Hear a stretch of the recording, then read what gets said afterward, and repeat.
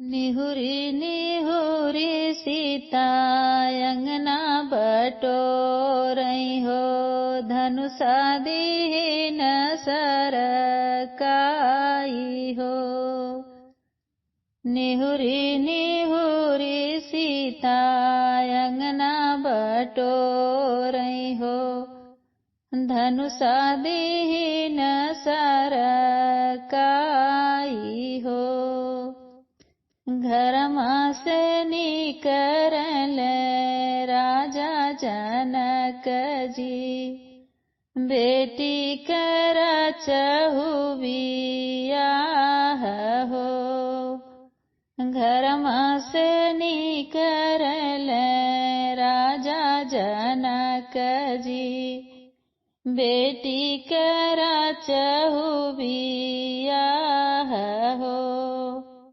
पंडित बोलावै बाबा साहित विचारई हो, पंडित बोलावै बाबा साहित विचारई हो।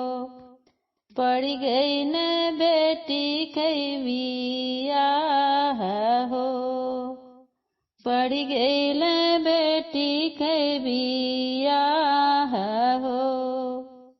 इतना बचन जब सुनई सीता हो, लपकी महलिया में जाई हो।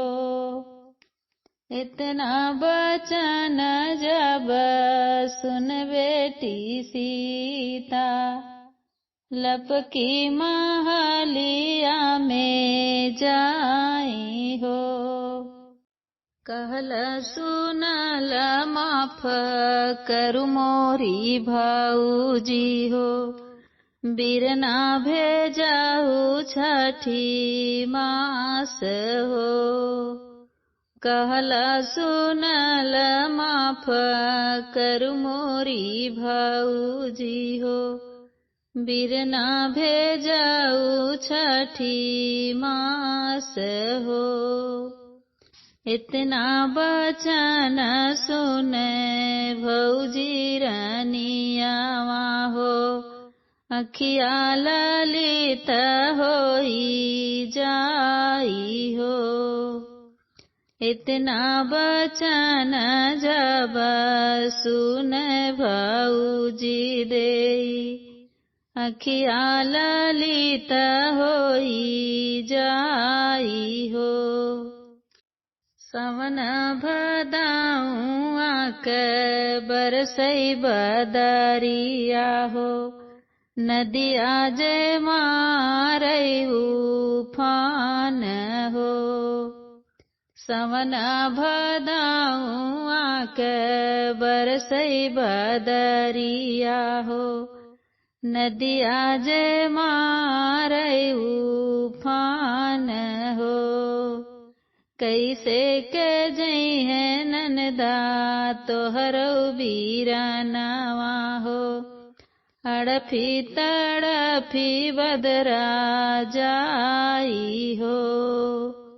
कैसे के जई है ननदा तोहरा बीरानावा हो, अड़प तड़फी बदरा जाई हो।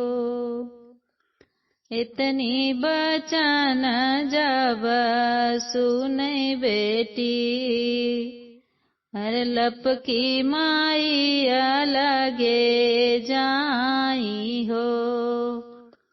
इतनी बचन सुने बेटी कावानी देई, लपकी माई अलगे जाई हो। भौजी तमोरी मैया भैया अपनावली हो, के मोरे घरवा जे जाई हो।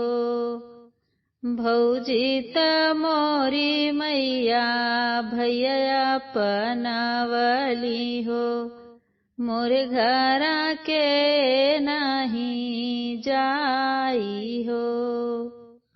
इतनी बचन सुने माई कावानी देई, बेटी के जांगा बाई ठाई हो। इतनी बचन सुने माई कावानी देई, बेटी के जांगा बाई ठाव हो। नौआ बभनवा बेटी भोरमई भेजई बई हो, बपई जे जई है छठी मास हो। नौआ से बरिया बेटी भोरमई जे जाई है हो, बपई जे जई है छठी मास हो। जब तोरा बपई बेटी बिरिथोई जाई है हो, छोड़ी देहु नाई हर के आस हो। निहुरी निहुरी सीता अंगना बटोरई हो, धनुषा दीन सरकाई हो। निहुरी निहुरी सीता अंगना बटोरई हो, धनुषा दीन सरकाई हो। घरमा से निकरल राजा जनक जी, बेटी कर चहु बियाह हो। घरमा से निकरल राजा जनक जी, बेटी कर चहु बियाह हो। पंडित बोलावे बाबा साहित्य विचारई हो, पंडित बोलावे बाबा साहित्य विचारई हो। पड़ गई न बेटी कई बियाह हो।